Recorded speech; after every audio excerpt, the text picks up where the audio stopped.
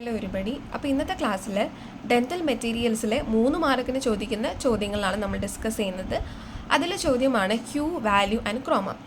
Hugh, value and chroma നമ്മൾ എന്തിനാണ് പഠിക്കുന്നതെന്ന് വെച്ചാൽ, നമ്മൾ ഡെൻറ്റിസ്ട്രിയിൽ റീസ്റ്റോറേഷൻസ്, വെനിയേഴ്സ്, അതേപോലെ തന്നെ നമ്മൾ ക്രൗൺസ് ഒക്കെ വെക്കുമ്പോൾ നമ്മളെ പല്ലുമായിട്ട് മാച്ച് ചെയ്യുന്ന കളേഴ്സ് ആയിരിക്കണം, അല്ലെങ്കിൽ അതൊരു ആർട്ടിഫിഷ്യലായിട്ട് നമുക്ക് തോന്നും. അപ്പോൾ ഈ ഹ്യൂ, വാല്യൂ ആൻഡ് ക്രോമ എന്ന് പറയുന്നത് നമ്മൾ ഡയമെൻഷൻസ് ഓഫ് കളേഴ്സാണ്.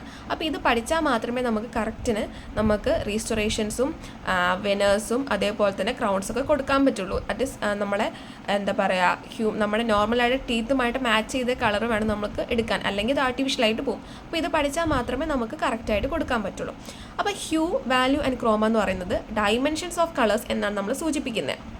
ഇതിൽ ഹ്യൂ എന്ന് പറയുന്നത് ഒരു ബേസിക് ആയിട്ടുള്ള ഒരു ഒബ്ജക്റ്റിൻ്റെ കളറിനെയാണ് നമ്മൾ പറയുന്നത് ഹ്യൂ എന്ന് പറയുന്നത്.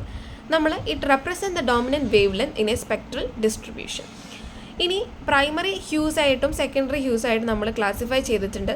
പ്രൈമറി ഹ്യൂസ് എന്ന് പറയുന്നത് 2 കളറുകൾ മിക്സ് ചെയ്താൽ കിട്ടാത്ത കളർ, നമുക്കൊരിക്കലും നമുക്ക് 2 കളർ കൊണ്ട് മിക്സ് ചെയ്താൽ നമുക്കൊരിക്കലും ഉണ്ടാക്കാൻ പറ്റില്ല.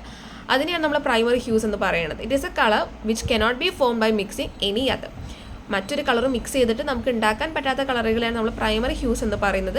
ഇതിൻ്റെ എക്സാമ്പിളായിട്ട് വരുന്നതാണ് നമ്മുടെ ബ്ലൂ, യെല്ലോ ആൻഡ് റെഡ്.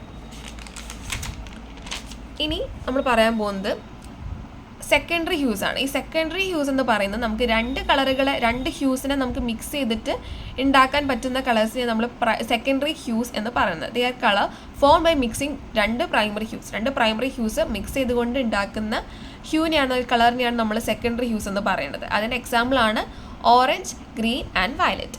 ഇനി നമ്മൾ പറയുന്നത് വാല്യൂ എന്ന് പറയുന്നത് ഒരു കളറിൻ്റെ ലൈറ്റ്നെസ്സിനെയോ അല്ലെങ്കിൽ ഡാർക്ക്നെസ്സിനെയോ ആണ് നമ്മൾ ഈ വാല്യൂ എന്ന് പറഞ്ഞ് നമ്മൾ സൂചിപ്പിക്കുന്നത്. Object of same colour can be separated into light അല്ലെങ്കിൽ ഡാർക്കർ ഷെയ്ഡ്സ്. നമ്മളൊരു കളറിനെ ലൈറ്റർ ആണ് അല്ലെങ്കിൽ ഡാർക്കർ ആണ്, അതാണ് നമ്മൾ ഈ വാല്യൂ എന്ന് പറഞ്ഞ് സൂചിപ്പിക്കുന്നത്.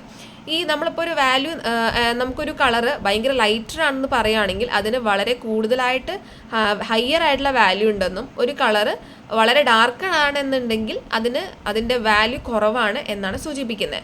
ഈ വാല്യൂ നമുക്ക് ഒരിക്കലും ഹ്യൂവിൻ്റെ പ്രസൻസിൽ നമുക്ക് എന്ത് ചെയ്യാൻ പറ്റില്ല, മെഷർ ചെയ്യാൻ പറ്റില്ല. അപ്പോൾ വാല്യൂ ഒരു കളറിനെ, ഈ വാല്യൂ എന്ന് പറയുന്നത് നമ്മൾ ഹ്യൂവിന് ഡിപ്പെൻഡ് ചെയ്യുന്നില്ല, അതിൻ്റെ ബ്രൈറ്റ്നെസ്സിനെയാണ് നമ്മൾ ഈ വാല്യൂ ഡിപ്പെൻഡ് ചെയ്യുന്നത്. അതുകൊണ്ട് value is measured independent of hue എന്നാണ് ഇവിടെ പറയുന്നത്. അത് കഴിഞ്ഞ് നമ്മൾ പറയുന്നതാണ് നമ്മുടെ ക്രോമ. ഈ ക്രോമ എന്ന് പറയുന്നത് ഒരു കളറിൻ്റെ ഇൻറ്റൻസിറ്റീനാണ് സൂചിപ്പിക്കുന്നത്. It represent the degree of saturation of a hue. ഒരു കളറിൻ്റെ ഒരു തീവ്രത അല്ലെങ്കിൽ ഇൻറ്റൻസിറ്റീനെയാണ് നമ്മൾ ഈ ക്രോമ എന്ന് പറഞ്ഞ് സൂചിപ്പിക്കുന്നത്. ഇപ്പോൾ ഹയർ ദ ക്രോമ എന്ന് പറയുകയാണെങ്കിൽ ആ കളർ വളരെ ഇൻറ്റൻസ് ആണ് നമുക്ക് പറയാൻ പറ്റും. അവിടെ നമ്മൾ മെയിൻലി പറയുന്നത് ഡള്ളാണോ വിവിഡാണോ, ഒരു കളർ ഡള്ളാണോ വിവിഡാണോ എന്നതാണ് ഈ ക്രോമയിൽ മെയിനായിട്ട് നമ്മൾ കാണിക്കുന്നത്. പിന്നെ ഈ ക്രോമ എന്ത് ചെയ്യുന്നുണ്ട്, നമ്മൾ ഹ്യൂവിനെ ഡിപ്പെൻഡ് ചെയ്യുന്നുണ്ട് എന്നാണ് പറയുന്നത്. സോ ഇത്രയേ ഉള്ളൂ മെയിനായിട്ട് നമ്മുടെ ഹ്യൂവും വാല്യൂ ക്രോമ മെയിനായിട്ട്. സോ ഹ്യൂ എന്ന് പറയുന്നത് നമ്മൾ പറഞ്ഞു ഇറ്റ് ഈസ് ഒരു ബേസിക് കളർ ഓഫ് എൻ ഒബ്ജക്റ്റിനെയാണ് പറയുന്നത്. അതിൽ നമ്മൾ പ്രൈമറി ആൻഡ് സെക്കൻഡറി ഹ്യൂസ് ഉണ്ടെന്ന് പറഞ്ഞു. അതേപോലെ വാല്യൂ ലൈറ്റ്നെസ് ആൻഡ് ഡാർക്ക്നെസ് ആണ്. ക്രോമ എന്ന് പറയുന്നത് ഡിഗ്രി ഓഫ് സാച്ചുറേഷൻ അല്ലെങ്കിൽ ഇൻറ്റൻസിറ്റി.